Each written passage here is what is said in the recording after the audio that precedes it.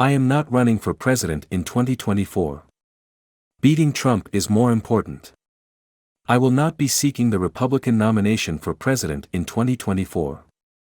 Our party is on a collision course toward electoral irrelevance without significant corrective action. The stakes are too high for a crowded field to hand the nomination to a candidate who earns just 35% of the vote, and I will help ensure this does not happen.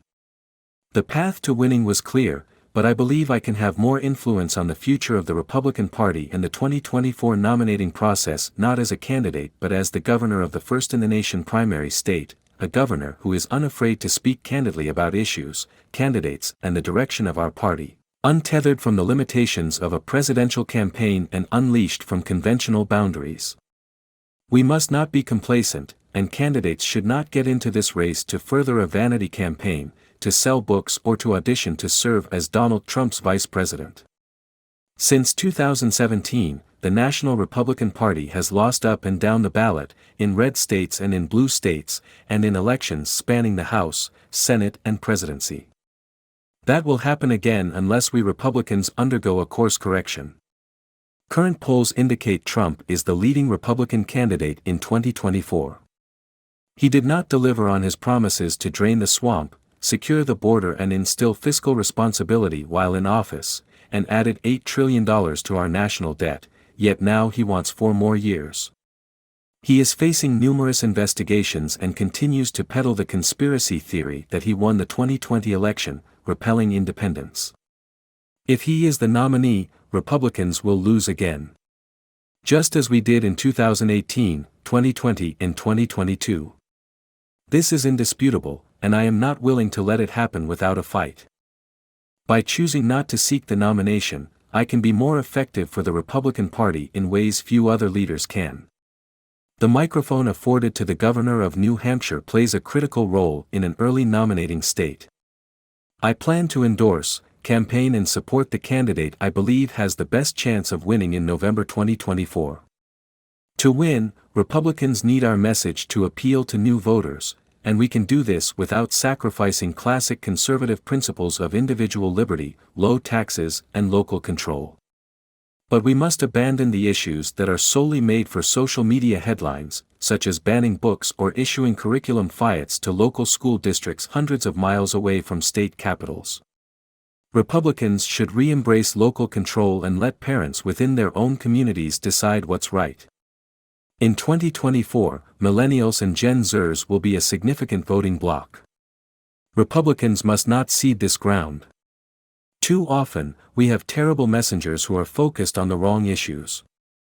Instead of pushing deeply unpopular and restrictive nationwide abortion bans, Republicans should recognize that every time they open their mouths to talk about banning abortion, an independent voter joins the Democrats. We need to expand beyond the culture wars that alienate independents, young voters, and suburban moms. Republicans must offer an optimistic blueprint to prioritize issues that connect with these voters, addressing the homelessness crisis, imposing fiscal responsibility, reducing inflation, securing our borders, becoming energy independent, all while championing their personal freedoms, before they permanently move away from the Republican Party. No one can stop candidates from entering this race, but candidates with no path to victory must have the discipline to get out. Anyone polling in the low single digits by this winter needs to have the courage to hang it up and head home. Too many other candidates who have entered this race are simply running to be Trump's vice president. That's not leadership, that's weakness. Too many candidates are afraid to confront Trump, surrendering to his attacks. I will have more credibility speaking out against Trump as a non-candidate to help move the conversation toward the future I believe the Republican Party should embrace. The best path forward is to promote limited government, individual responsibility, and personal freedoms. Over the next few months, I will travel the country to bring on new voters, inspire the next generation and help grow our party. The stakes are too high for any of us to sit on the sidelines.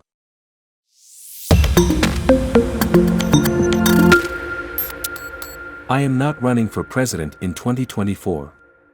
Beating Trump is more important. I will not be seeking the Republican nomination for president in 2024. Our party is on a collision course toward electoral irrelevance without significant corrective action. The stakes are too high for a crowded field to hand the nomination to a candidate who earns just 35% of the vote, and I will help ensure this does not happen. Biden has a theory of MAGA that just might be working. Now that Congress has passed the debt limit deal, explanations for President Biden's success in negotiating the outcome are abounding. Among them, Biden drew on his long experience in Washington to achieve bipartisan compromise. He avoided claiming a win so Republicans could support it. He didn't get distracted by the media's second-guessing. Race another way to understand this unexpected outcome.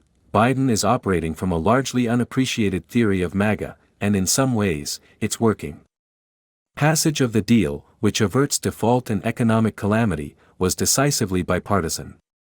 The Senate approved it Thursday night with 17 Republicans backing it, after it passed the House with support from more than two-thirds of House Republicans. This happened even though the deal's spending cuts are not close to what Republicans sought.